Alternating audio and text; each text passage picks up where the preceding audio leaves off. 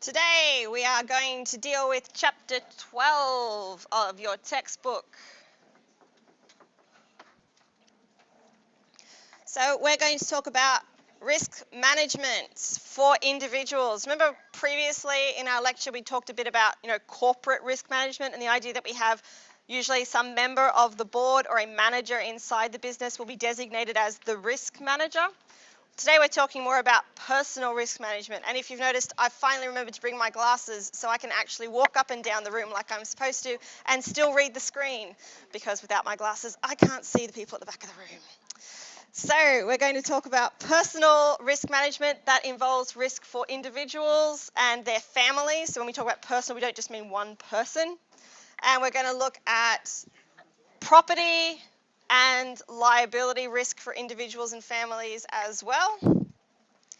So we're going to look at risk management. For those of you who've done financial planning, some of this is going to sound a lot like the 6 steps of the financial planning process. Oh, but you remember them, right?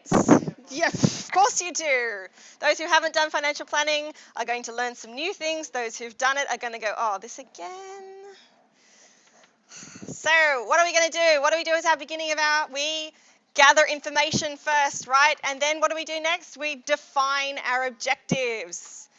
We kind of work out what we're trying to do with our clients. Then we're going to identify the risks and measure the risks. So if we don't come up with what it is that the person can lose, we can't really help them decide what they're going to do to manage that risk. We have to decide what the potential losses are. Then we're going to decide, okay, now we know who's going to lose something, how much they're going to lose, and what the consequences of all of that are. Then we can pick an appropriate management technique. And everybody's favorite last step of financial planning is implement and review, right? So you're going to make sure it actually happens. You have to make sure that the insurances get purchased, that the money in the savings account actually sits there for the emergency day. You have to monitor it to make sure it's still working and that the person is in fact following it. And then if you need to, at the end, you would update it when necessary, right? So how do we do our plan? Our objective. What are you trying to achieve? Are you trying to save the person from all risks? Or are we only going to try and protect the big ones? Remember we talked about in previous weeks the idea that you insure the big risks and you just manage the smaller ones, right? You retain the small ones. So you've got to work out, what are we trying to do? Are we trying to manage something, or are we trying to avoid it completely? What time period are we looking at? With individuals, we might be looking at short, medium and long term. So we're looking at, what risks are they exposed to in the next year? Whereas what are they trying to do in the next 15 years? So you're looking often at the big picture, and particularly if you're looking at this in terms of a financial plan, you'll be looking at a lot of goals that are very long term. For example, perhaps this particular family wants to accumulate $2.5 million in assets, excluding the family home within 15 years. So they've got what we call a SMART goal, right? It's specific, it's measurable, it's achievable, it's realistic, and it's got a time frame. So they've got all the 5 points of SMART. What could go wrong? This is the client's objective, right? Presumably because they want to retire at some point, right, at the end of the 15 years. So what could go wrong? What's going to stop them from achieving this, and what risks are we going to have to manage to make sure that this is going to work?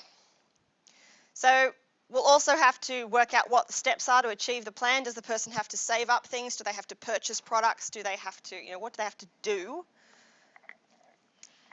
Our risk management objective is going to be put in whatever the process is over. Usually we have a time frame for when we want to start managing it. It's usually, right away. The next month or 2 months is when we want to get it into place, because if we can't get it into place quickly, then something could go wrong really soon and screw up the whole plan immediately, and we'd have to all start again from scratch. We will also have to establish a risk profile. So we're going to talk in this lecture a little bit about risk profiling in a general way, and then we will talk about actual risk profile documents or tools that you can use to give someone a risk profile score that's usually specific to investment and not specific to insurance risk. So we'll talk about both of those kinds of risk profiling. So a person's risk profile or risk tolerance is how much risk they can stand. It's often like people will talk about clients and say, I ask my client, at what point could you not sleep at night? So how much can you accept that bad things could happen before it worries you so much it affects your sleep? So we would normally categorize people in insurance. We'll categorize them quite broadly to start with. And we'd say, look, there are some kinds of people that we would expect to have low risk tolerance for loss, right? This is not risk tolerance for gains and loss, so not speculative risk profiling. This is insurance risk profiling. So who can't bear losses? Losses to income and losses to capital. People who can't bear those are people who have high debt. So if you've got a young family with young children and a big mortgage and they don't have a lot of savings and they may be living on one income without insurance and they've got credit card debt and things like that, that person can't afford to lose their income or have a very high expense immediately coming up, right? So that kind of person has a really low capacity to weather a bad event, right? So if they lost their job, that'd be disastrous to a person in that kind of situation, right? And if they lost their home, again, disastrous if they had no insurance for it. So someone who has these kinds of features really can't afford to lose things. Darn, I clicked too much. I'm walking too far away from it. A person with a medium capacity, right? Probably someone who's a bit later into life, a family situation maybe where there's older children who either are sort of like, maybe we're talking teenagers, maybe the age where they could work for themselves, they could be kind of independent if they absolutely had to be, so they could do some part-time work. So maybe they need less supervision. Maybe a spouse is able to go to work at this point. There are credit cards, but the debt's not out of control, it's under control, so they're paying them off regularly. The mortgage is getting paid down, so there's quite a good deal of equity available so that, yes, if the worst happened and they had to, they could use the equity in the home to pay for any disaster that happened in their lives. And they've got little or no hire purchases. A high risk-bearing capacity, so someone who really could, if bad things happened in their life, could probably pay for them just out of spare money that they've got. So someone who's, the older people, the empty nesters, the mortgage is completely paid off or very close. They've got lots of investments, they've got a high income, they've got no other sort of hire purchase, by the way, is things like where you've got expensive taste, I suppose, so they're expending a lot of money on their purchases and living a luxurious lifestyle. And these people are paying off their credit card every month in full, so they pay the credit card when it's due, so they're not holding over a debt balance month to month. So this kind of person, if their house was destroyed, could probably still survive, right? It wouldn't be as disastrous for them. Now, it doesn't mean we don't insure their home, but it wouldn't be a complete catastrophe in their life that would cause them to question everything. So this is a general idea that as we go through life, the longer we go through life, the more savings we accumulate, the more risks we could retain ourselves and that we wouldn't need to insure. That makes logical sense, right? So now we've got to work out what is the potential loss exposure for everybody, and we have to prove that we have a basis for our advice. So same as financial planning, right? Corporations Act requires that anyone who's providing advice has to be able to prove what they've based it on. So what are we going to base it on? We're going to base it on getting the information from the client. So we're going to prove that we know everything there is to need to know about the client. We've investigated their personal circumstances. We've identified what the risk is. We've identified the person's ability to withstand loss. And we've identified what we are trying to do here. Are we trying to replace income? Are we trying to replace property? Are we trying to protect someone from liability? So we've identified what we're trying to do. So unlike what you've learned perhaps in financial planning, I will tell you now that the requirements to go through these steps are kind of outlined in one of ASIC's regulatory guides. So you guys are sick to death of me mentioning RG 146. So here we go. RG 175.99 will tell you that these are the basic sort of steps of the process. So again, there's nothing particularly exciting or new here. Objectives, situation, options, the basis for your advice. Now, the other thing we will talk about here is something that those who've done financial planning are very familiar with, right? Which is the risk profile document. So when you get information from a client, you normally give them what we call a fact finder. So it will be a big document that you have lots of fun with, right, when you give them to clients. And it's basically a massive survey. So it asks them all about themselves. So this helps you to find out what their situation is. Most of the big companies will have their own version of the document. If you jump on Google, you'll find a variety of different ones. Some of them have multiple choice questions, some of them tick boxes, some of them will ask you short questions and give you space for your own particular answer, all different kinds of surveys that they have out there. The goal of it is to get all the information you need out of the client to provide the advice. Now, no document is ever going to be perfect. No document will ever replace having a conversation with a human being. So, yeah, we all use these questionnaires to get some information, but we don't normally just give the person the paper, say fill it in and take it back and go on our merry way. Normally we give them the questionnaire, ask them to fill it out. Sometimes you'll even bring them into a meeting and help them fill it out yourself, because often they won't understand why you're asking certain information. So they might say, why do you need to know about I'm asking you advice on insurance. Why are you asking me what money I've got in super? That's completely irrelevant. It's not irrelevant. We absolutely care about what's in super. It can change where we would ask someone to hold their insurance, for example. Some people who have a balance, it does matter when we talk about life insurance, how much you've got in super. So part of what we need to do is explain to the client sometimes why we care about that information, why they need to give it to us, and sometimes they will give sort of a roundabout answer in a questionnaire, whereas if you had a conversation with them, they'd give you a much fuller, much more useful answer in a conversation. So we will normally do a combination of questionnaire and talking to the person to find it out. We try to find out their human capital, which is what are they able to sort of earn as a person. So you each in this room have your own human capital, your potential future earnings, right? You have you and your educational experience and your background and your life knowledge that helps you to get a job and that helps you go from one job to another, hopefully getting raises along the way and through different careers. That you are your own human capital. So if you lost your human capital, if you lost your ability to earn an income, that's definitely going to affect your entire life, right? And it's going to affect any plans you have for your finances. Now, inside that client questionnaire, that risk will inside the fact finder, most of them will include in there some kind of risk profiling survey. So a separate area that just asks the person about their attitudes to risk. And that's usually what we use for someone's investments. So we would ask them to fill in that, and it usually gives examples that are quite specific to investing rather than insurance. So it will ask you, how would you feel about taking a lot of risk in order to get a lot of return? It gives them a lot of examples, and they score themselves. And at the end, it will put them into one of 5 or 6 categories. And those categories range from really conservative person who doesn't like risk, or what we call risk averse, right through to aggressive, risk taker, adrenaline junkie, wants to do base jumping kind of people, right? So different people will have different attitudes to risk. That tool can help us, but it isn't necessarily designed for use with insurance risk. It's designed for putting people into investment portfolios based on their risk. Okay?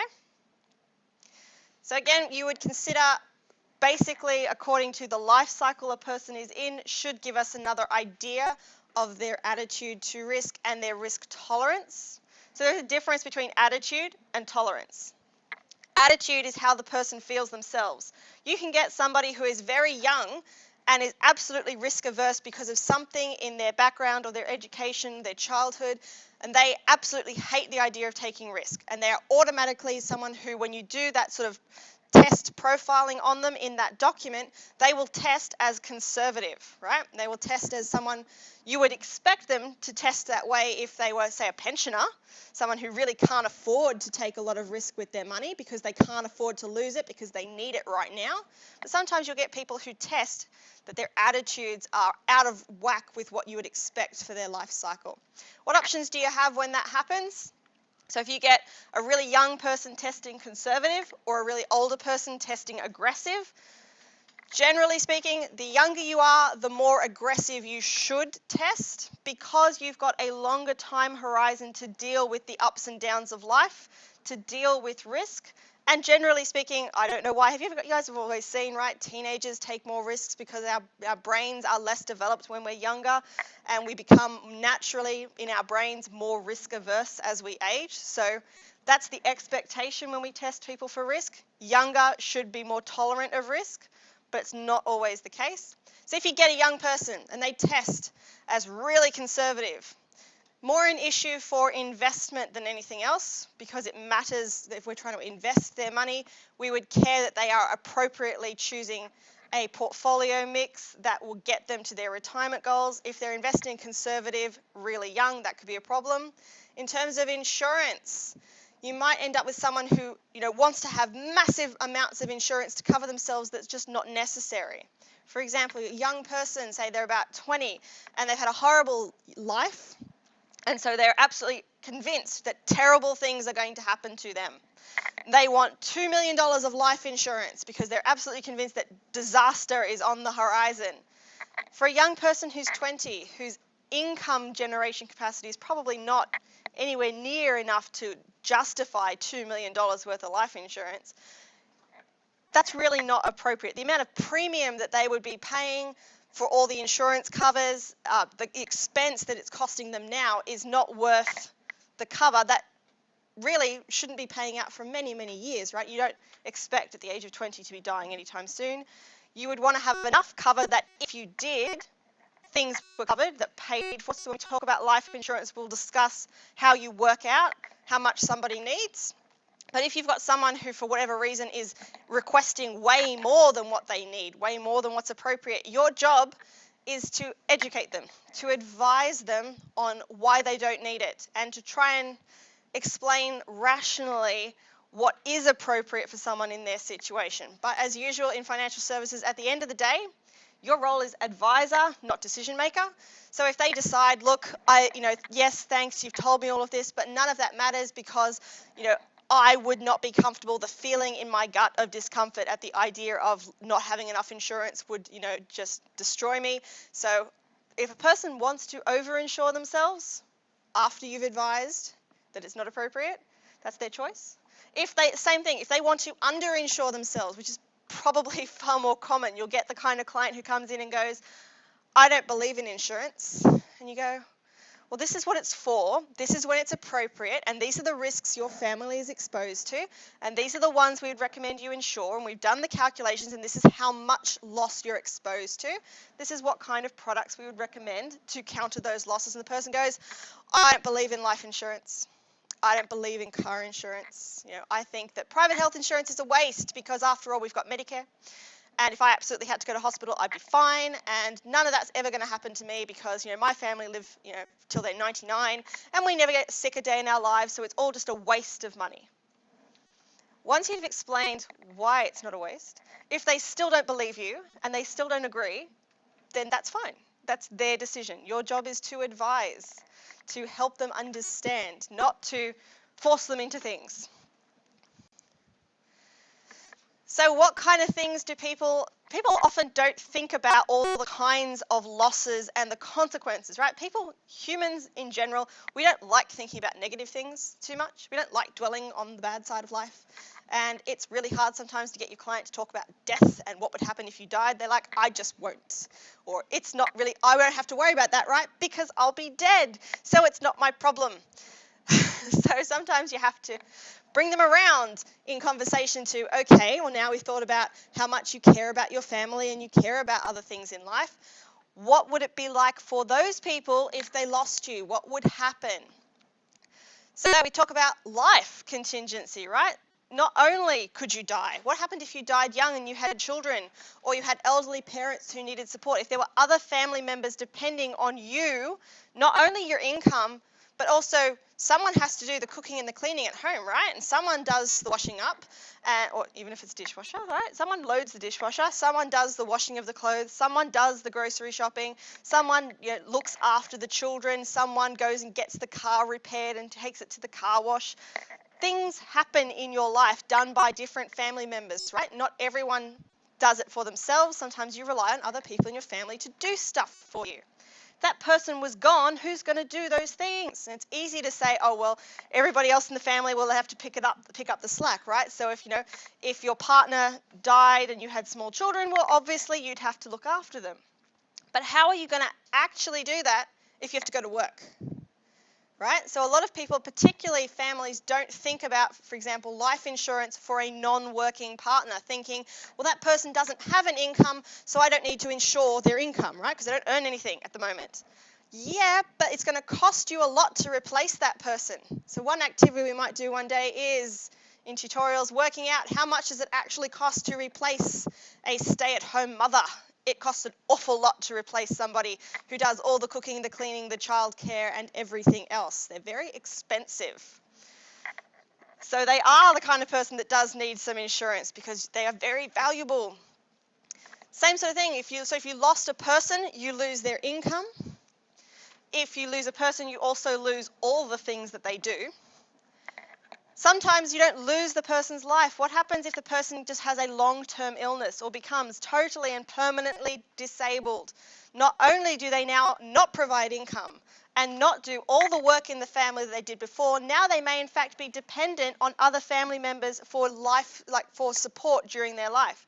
They may require 24-hour care from someone, so still alive, but now require that they be looked after by other people. Who's going to pay for that? So now you've got to cover the cost not only of the lost income that the person used to bring to the family, but now you've got to pay for the lost income of the family member who's now taking care of them, right? Because that person can't work and take care of this sick person at the same time. So you're losing someone else's income as well.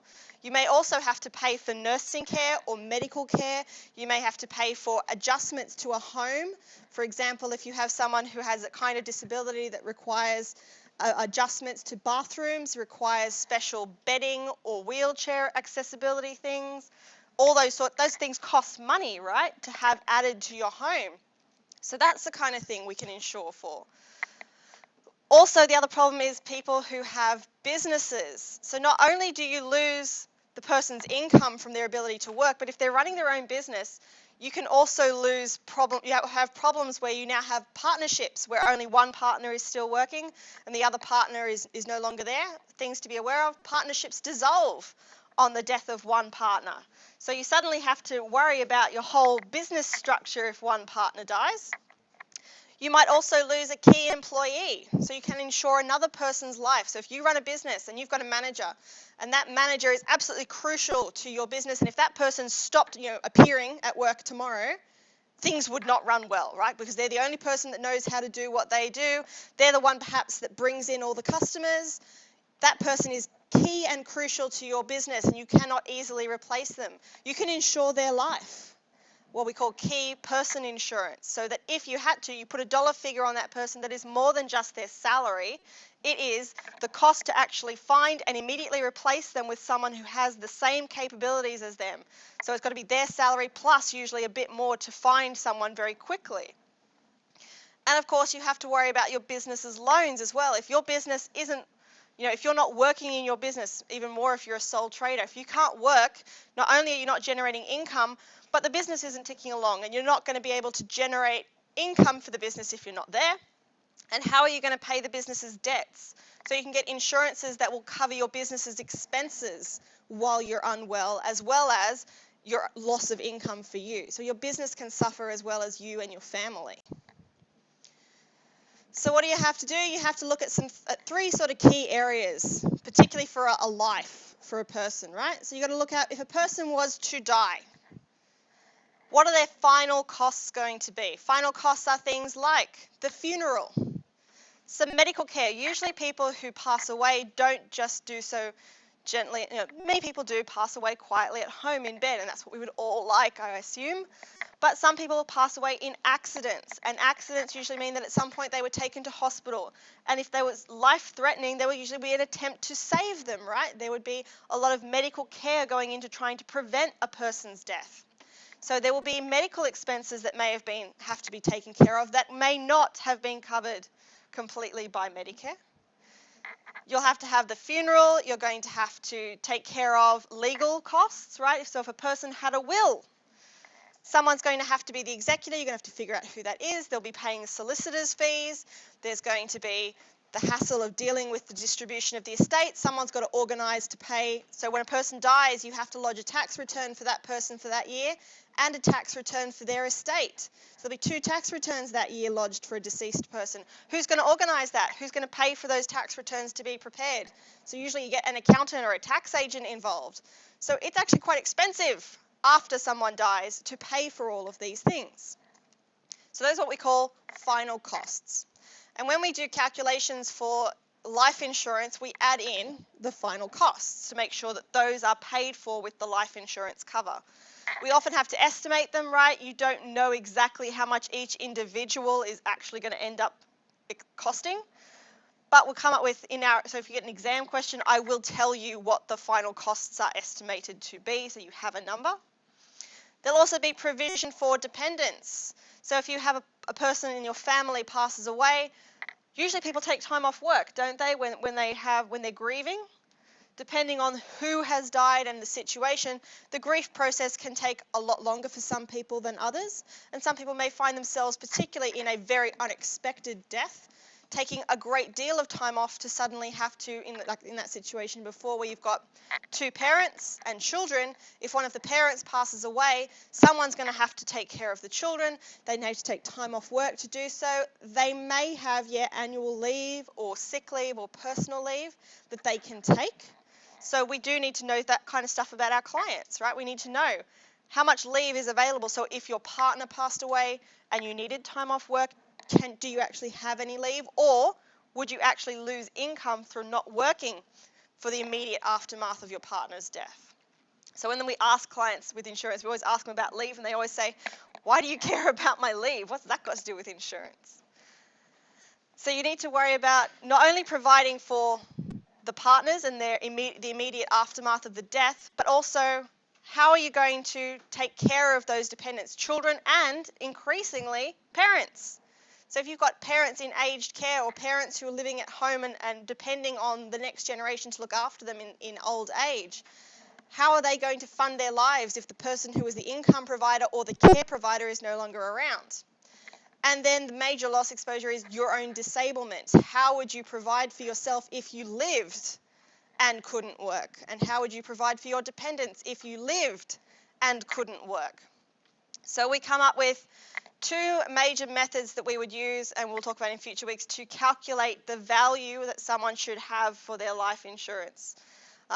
We talk about the value of human life. That's very hard to quantify, right? Can anyone tell me how much their life is actually worth? The life is priceless, right?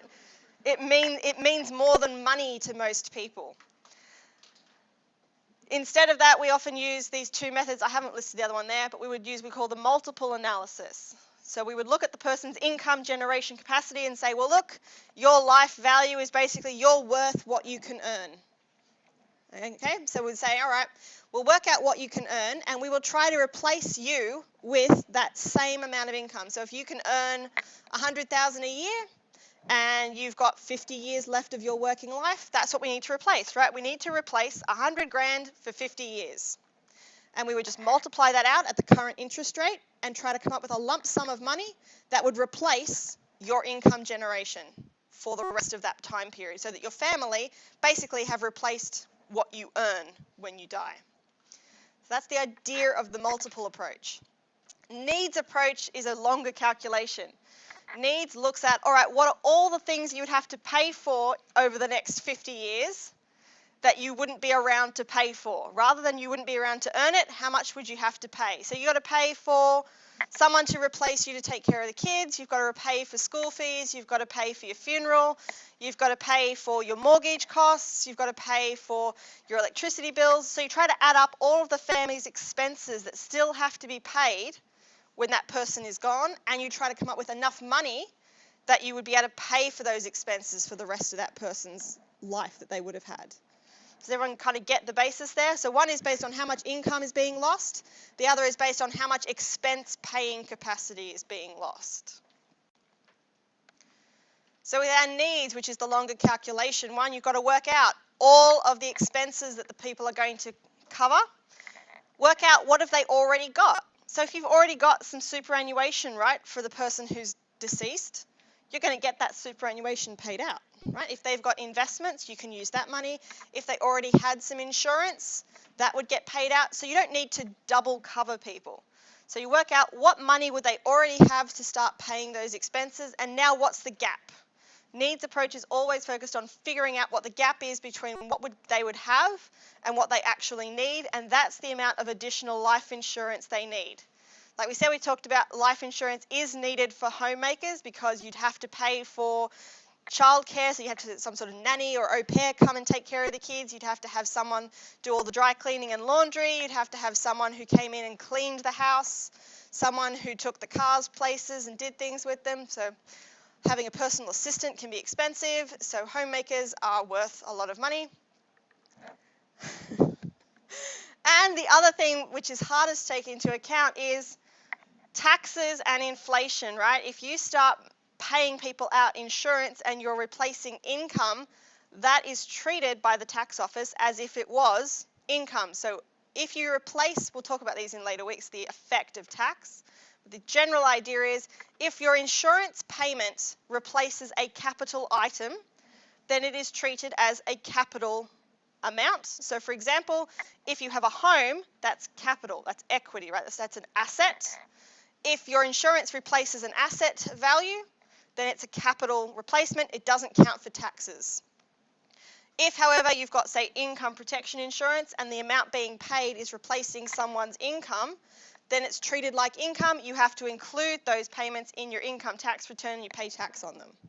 So it matters for tax why you got the payment and what kind of insurance it came from. Oh, here we go. I've got a nice little graph for the value of a homemaker. Because people often don't believe me. It doesn't matter who the homemaker is, whether that person is male, is female. As long as the person is not generating income, they are still saving you money that you would otherwise have to spend. So you can see that who does the housework is often done by the person usually who is traditionally expected to. So females do tend to do more housework even if they're in paid employment, which is quite interesting. So what is a homemaker worth? They're worth at least 35 to 45,000 minimum, if not more, including all childcare, food preparation, maid, chauffeur. And even worse, the worst thing that can happen is not only does your homemaker die, your homemaker becomes disabled. So not only do they not generate income, they're not generating income, they are now not providing the services to the family, and they are now costing to be taken care of. So they definitely do represent an economic loss potential in a family. Now, when we talk about disablement, so we'll often talk about life insurance pays out when you die, right? What you can do, though, is have a life insurance that has a rider or a type of other insurance attached to it. And the most common one is TPD, or total and permanent disability. What it basically says is for a little bit extra premium on top of your life insurance normal premium, you can get the life insurance to pay out before you die if you become totally and permanently disabled. So we would normally recommend people have the combined type of policy, life TPD together, so that if it was disablement, the payment would be available during the person's life to take care of them and pay the family expenses as well. The key difference here is you need to be really careful when you take out that kind of insurance policy what the definition of total and permanent disablement is. So a lot of people will find themselves caught where they are seriously disabled or they have become seriously injured, but they're not totally or not permanently disabled. So there are other kinds of insurance that can take care of you for other kinds of illnesses as well. So some of the things you might need to consider when someone becomes totally and permanently disabled is wheelchairs, home modifications, may need special cars. You may not be able to use a car. You may need to use wheelchair accessible taxis, for example, and ongoing medications and personal care as well. Like I said, the average person doesn't really think about those possibilities happening to them or how they would pay for things if they did. The number of clients who used to say things like, that's okay, Medicare will cover that. No, Medicare will not cover you for all of these sorts of things. You don't get, or they'll say the National Disability Insurance Scheme will cover me. It will cover you to a certain extent, but it will not pay for necessarily exactly what you need. There's a reason why you hear lots of stories on things like was it Today Tonight and 60 Minutes, you often get stories about someone who has been very hard done by, that they've been disabled in a workplace accident and work cover didn't cover them for whatever reason, and the disability insurance scheme didn't quite cover them for whatever reason, and they are now seeking public donations or crowdfunding the purchase of the new wheelchair that they need for their specific condition, because our social insurance systems are designed to give a basic cover for people in the worst case scenario. They are not designed for everyone's specific need situation. So they often don't give you enough for you if you're in a particularly expensive sort of situation. Property is a little bit easier. You can usually identify what property people have and what the losses are much easier than with a life. So building and contents, you can have, we talked about before, the idea of indirect losses. So not only do you lose your house, but you've now lost somewhere to live. So while your house is being rebuilt or while you're waiting to purchase a new house, you have to actually live somewhere. So there's that cost of alternate accommodation. It may also be indirect losses. If you've lost your home, you may have cared for your children at home, and now your new accommodation doesn't have, if you're staying in hotels while you're waiting for your home to be available to live in again, you might need to have childminding or something like that, or care for your children. Liability losses. You can have losses from both from your property and away from your property. So if you have someone, the stories you always hear from America about someone who's come onto your property and has tried to break into your house and they've shot them, and then the question is, who is really the liable person? Is it, trespass? So that the thief who came onto your property was trespassing, so too bad they got shot, right? Because you had a sign up that said, I will shoot trespassers. And then you have the other side arguing, well, yes, I was trespassing, yes, I was trying to steal from you, but you don't have the right to just shoot me. That's manslaughter if you try to shoot me. It wasn't premeditated, but you certainly tried to kill me. So at least attempted manslaughter, and then you go through the court systems trying to argue the two sides. Who's really liable for the person's medical cover if you've shot someone who trespassed in your property? So that can be an interesting one. In Australia, less so. People don't tend to shoot trespassers in Australia as much, so it's less of an issue. But theoretically, just in case anyone's thinking about shooting someone who breaks into their home, legally, what you are allowed to do is meet force with equal but not excessive force. So if someone breaks into your home and they are not carrying a gun, you can't shoot them because it's not equal. However, if they break in and all they have is their fists, you are welcome to punch them. Right? Because it's equal, right?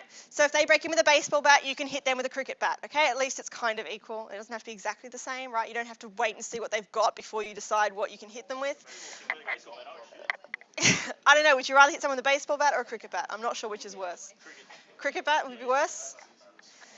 So we've covered the idea that legally equal force is allowed, excessive force is a problem. If you had used excessive force, what problem are you open to? Yeah, what if the guy's massive? Have you guys seen the movie Con Air? Oh, yeah, I think so. Yeah, now what was the issue in Con Air? Do you remember? Why did the guy go to jail right at the beginning? Why did he not put the bunny back in the box? At the beginning of the movie in Con Air, the guy's a ranger, which means he is Special Forces Army trained, right? So his fists are a deadly weapon. So when someone punches him in a bar fight and he punches them back and kills them, it is assault with a deadly weapon. It is not equal force. It was excessive force. So he was charged with manslaughter. I presume not murder because it wasn't premeditated. And he got sent to prison for killing someone with his fist. So the idea is if you have special training, you have to warn them. That's different. So blankly firing in the air, you wouldn't know. I don't know if there's a legal problem if you fire a warning shot, but if you fired if you fired a warning shot and it accidentally hit them, you could have problems there, right? Because you were negligent in your warning shot.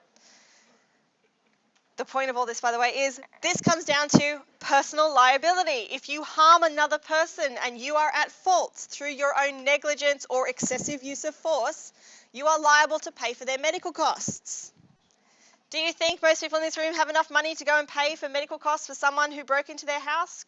You'd kind of be angry, wouldn't you, if someone broke into your house to steal your stuff and hurt your family, and you hurt them and they sued you? You'd be upset. But you would be legally liable, so it's important to, first of all, If you had home insurance. but if you've got the right insurance cover, you are covered for for the physical harm that can be occasioned by someone breaking into your house. It can be in your home and contents insurance policy, so everyone should check that, right? Because again, people don't think about those things, right? Your clients don't think about this stuff. You have to raise it with them. It's not in any fact-finding document. This is the kind of stuff you have to know to talk about with clients. So we would look at the risk associated with property, right? We're going to look at whether you want to insure your property for its replacement or its indemnity value. So do you want to replace your home? So if you've got a 20-year-old home somewhere, I don't know, let's say Northmead, it's not too far away. So what's a home in Northmead worth right now? 1 point something million, probably. So let's say about $1 million. You've got $1 million home in Northmead. Do you reckon if it burnt down, you could replace it for $1 million? Probably not, right? It's probably going to cost you, well, it's going to cost you for the removal of the debris. It's going to cost you for the time that it's got to be, it's going to cost you to build the house again, even if you build exactly the same. Can you build exactly the same style house when it's 20 years old? Probably not. So you're going to have to go for near enough. So you'll get you'll try to replace it near enough as you can. If you've gone for indemnity value, they're only going to cover you for the value of the loss. So if you lose your home, right, and it's a 20-year-old house, they're going to they're going to give you the value of a 20-year-old home. You can't replace it with a 20-year-old home. You have to replace it with a new one, right? So sometimes indemnity value is going to give you insufficient money to actually do what you need to do. That's why you need to consider replacement value. How much would it actually cost you in today's dollars to build the same thing to replace what was lost? There will be a difference in the amount of premium you pay.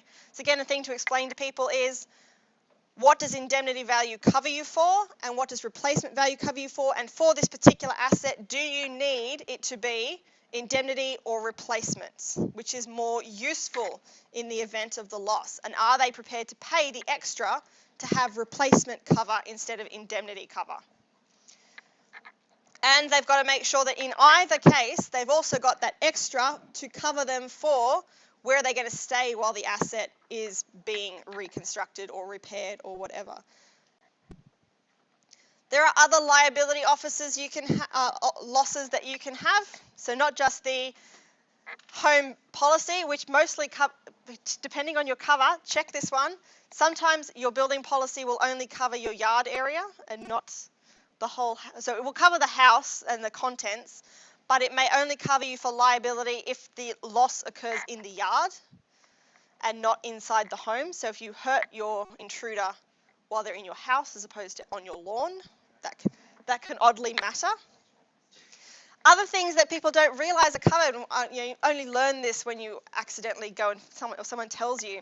If you have things in your backyard, like if you've got a swimming pool and you have pool maintenance equipment, right? Like you have one of those creepy crawlies next to your pool. What happens if someone breaks into your yard and steals your lawnmower and your creepy crawly? Guess what? That's covered. in most home and contents policies. It's not the contents of your home, but it covers the contents of your property as well as inside the home. So if people steal things from your yard, that can be covered.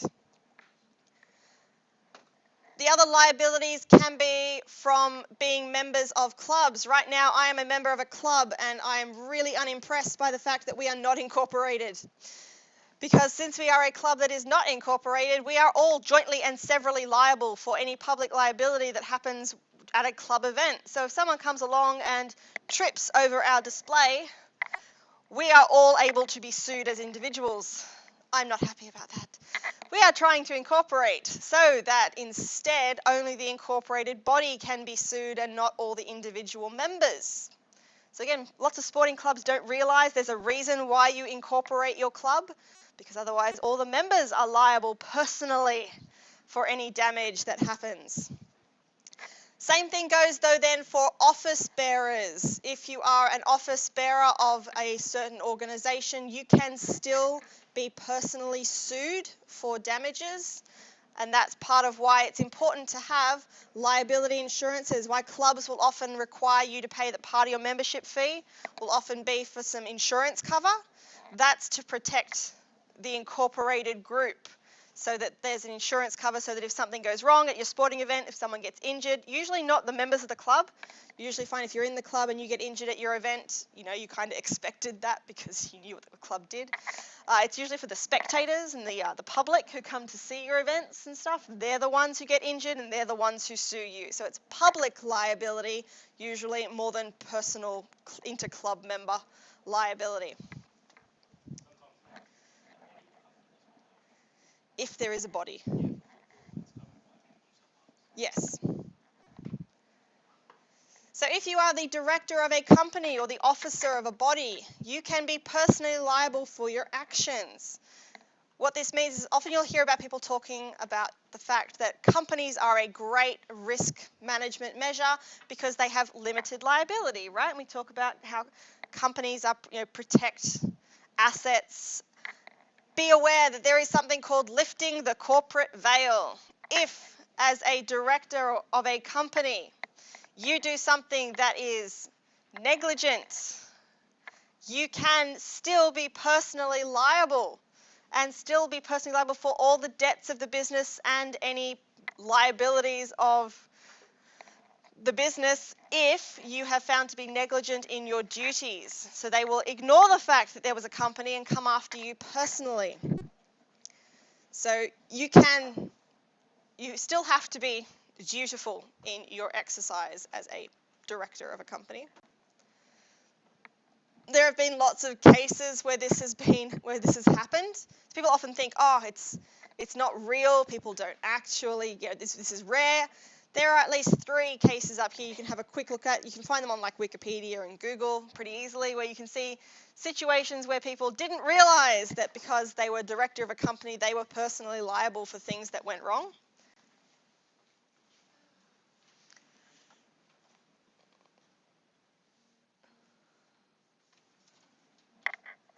So what about control measures? Remember we talked about that there's the those 2 measures that you can use. You can control the risk or you can finance the risk. So what can you do for control? You can try to prevent the loss or reduce it. So what do we do with homes? We put alarms on them. We have locks on our doors. And if you don't live, my partner's from the country, I still get shocked every time we go out to his parents' place and they don't lock the doors. They've never locked the doors. I don't think they know where the key is. And they don't lock their cars, and they leave the keys in the ignition, and I just can't get my head around the idea that anyone thinks that that's fine. And it's true, and they've never been broken into. So different situations, different people will have different loss prevention attitudes. Theirs is be in the middle of nowhere and no one will find your house to break into it. Others, of course, those of us who live in the city and the suburbs, we lock our doors, we put alarms on our cars. We try to put stickers on things saying this is alarmed, don't break in. We try to make it hard for people to steal our stuff. So we can try to avoid the loss by not taking the risk. That's hard to do with certain things. So mostly we try with our personal property not to necessarily avoid the loss, but if we can't avoid it, at least reduce the amount of it.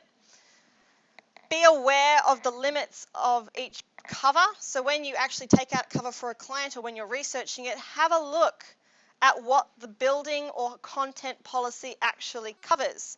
Some home building policies will cover only loss to the property in a specific area, and they will charge more for different things. Some other contents policies will even let you suffer the loss elsewhere. So if you take your home contents on holiday to somewhere else in Australia and you lose your property, that can still actually be covered under your home contents policy in some cases. So it can be really interesting to read the extra features in some policies over others, which sometimes will explain a premium difference. So you might think you're looking at two home and contents policies and one's way more expensive, but it might cover you for a lot more things than the other policy does. They will still usually have dollar limits. Same thing goes with if you've bought travel insurance. It will say, you're covered for, $1,000 worth of personal property. Often your car insurance policies say that too. So people often get laptops and iPods and things like that stolen out of their cars. And your car insurance policy will actually cover you for a certain dollar value of property lost when the car is stolen, but it's a limit. So if you've got a $3,000 computer in there and the limit is $500, you need to take into account with helping people decide on car insurance policy sometimes, not only how much is the car worth, but if the car was stolen, not just destroyed, what property do you regularly keep in that car that could also be lost, and make sure you insure for that loss as well. So our financing measures. Be careful what type of policy you want. Do you want it to cover you for liabilities and for property? Do you want it to be for the actual valuation? You've got to decide. Usually when you apply for cover, for example for home and contents, they'll ask you to give a dollar value of the contents of your home, which is really hard to do sometimes.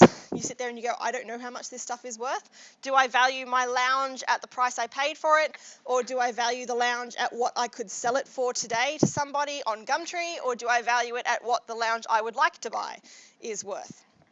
So you have to often come up with values for things. Often you also have to list specific items like jewelry or computers or things or expensive TV systems and things like that. Anything that is very expensive usually needs to be separately named on the policy. You also, interestingly, with contents insurance, need to be able to demonstrate to the insurer when you claim that you actually owned the item.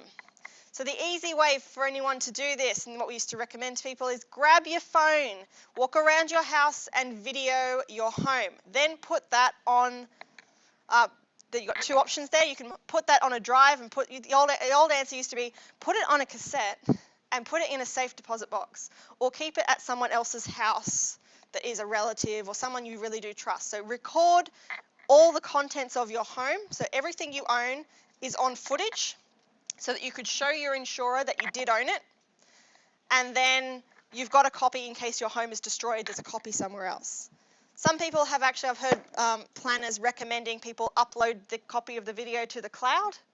That's fine, because then it's accessible anywhere. But what downside is it? If you got hacked, then your potential thieves now know exactly what you've got in the home. Yeah. If you're really smart, you just rent furniture that you wanted. For sure. You just rent the furniture, record it. Yes, and then it's insurance fraud. And what happens when you have insurance fraud, guys? But it's recorded. It's recorded in the home. But you've recorded that you did, but you can't prove that you owned it, especially if someone... Burnt down. It's burnt down. You record that it was there, but they're going to ask you, yeah, okay, this always comes down to fraud, comes down to, in reality, yeah, okay, it would be very hard for them to prove that it wasn't yours, right? But I'm trying to tell you that, yes, fraud is a bad thing. Fraud is illegal. Fraud leaves you open to voiding your insurance contract. It leaves you open. It's not. You said that. Tax minimization is legal. Tax avoidance is illegal. It's important to know the difference. Yeah, your insurers have asked that question. Where is your receipt? I've had them ask me that. I lost my iPod on a flight and I had travel insurance. They're like, do you have the receipt? I was like, no. It was a gift. Does the person who gave it to you have the receipt? Probably not. Can you show me on a credit card statement when the iPod was purchased and how it was close to Christmas and therefore was a Christmas gift? Then you're screwed. I think they just kind of, after a while of back and forth, they just kind of gave in and went, we're talking about, a couple of $100 here, just have it. But theoretically, they are within their rights, and again, it depends on the contract, they are within their rights to insist on things like receipts and footage and proof. They will ask you for proof, and the burden of proof is on you to prove you owned it. So that's why if you own anything particularly valuable and it is, there's a chance of it being lost, do make sure you keep a receipt for things like that. Do keep video or photographic proof that you had that item, and try not to defraud them by proving you had other items. So you can in fact go on, there are websites and there are in fact professional valuers who you can get to value your contents if you want to be absolutely sure that you've got the right value for things, so you can get that done. Motor vehicles, again, we're going to talk about, you can have damage to the actual car, you can have theft, and you can cause damage with your car to other people and their stuff, which is what we call third-party damage. So again, what can you do with this kind of stuff? You can control and you can finance. So what do we try to do? We try to control damage by not driving like reckless maniacs. We try not to get our car stolen by locking the doors and having alarms on it and not parking it in really dangerous places late at night. And we try to maintain it so it doesn't break down and catch fire. Financing, we are all required in New South Wales to have what? Our green slip, right? Which is our compulsory third-party insurance. What does that cover you for? Only for personal harm you do to other people. So if you have a car accident and you hurt somebody, your green slip pays for their medical care, right? It does not cover you for anything else. It doesn't cover you for your own medical, and it doesn't cover you for any property. You can have third-party property cover, which is the next level of expensiveness on top of your green slip. And that will cover you for damage you cause to other people's property with your car, but it doesn't cover you for your medical or your car. And then what you have is comprehensive, which covers you for harm you do to other people, harm you do to their stuff, and the harm you do to your own stuff. So comprehensive is the most expensive cover because it covers you for the most different kinds of loss, right? So when you go to buy insurance, do you do it yourself or do you get an advisor? Ideally, if you're looking at someone who's going for a financial plan, right, who's gone to a financial planner, they're going to an advisor who's looking at a holistic view. They're looking at not just what insurance does the person need, but they're looking at why that person needs insurance and how it fits into a bigger plan and a bigger strategy. So when they choose an advisor like that, we've got somebody who's presumably complying with the Corporations Act, who's going to provide an ongoing service, who can be trusted. When you select your insurance company, so when you go online, what do most people do when they want to select insurance? They quickly log into something like, iSelect or one of those places, and they compare the different policies. But if you're going to go with an insurance company you've never heard of before, how do you know if they're any good? Check them on APRA. Have a Google. See if you can find some of the independent rating agencies and what they think of them.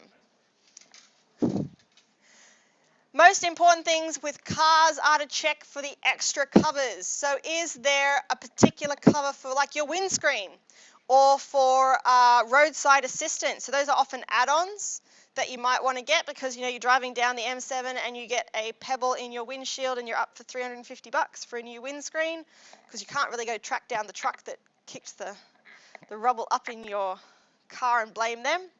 So there are extra bits of cover to your car. Things like, a battery cover can be separate from the regular car insurance, even in a comprehensive policy. Check out what your excess is. So how much do you have to pay first before the insurance kicks in? Could often be called a copay or an excess or a gap. So in any time that you've heard those in insurance, they all mean the same sort of thing. They're the part you pay before the insurer starts to pay. Make sure that the insurance company is currently solvent. So APRA will give you a list of companies that are not allowed to operate anymore, even though they sometimes still do, and to make sure that they have, so insurance companies are required, as we said before, to have a certain amount of solvency, so they have to have a certain amount in cash or easily turned into cash to meet any payments as required. You also want them to have reasonable claim service, so you want to be able to call them up and actually speak to somebody, or be able to submit a form easily online to make a claim. So sometimes we want to care about how they actually pay out. And you want to be able to compare different policies. So their product disclosure statements should tell you similar things across different insurance product providers, so they should be easy to compare. If you're going to go to a broker, you're going to need to check the broker's reputation as well. Talk about the rest of that stuff. Does anyone have any questions? Yes. About life insurance. Yep. When does life insurance cut out?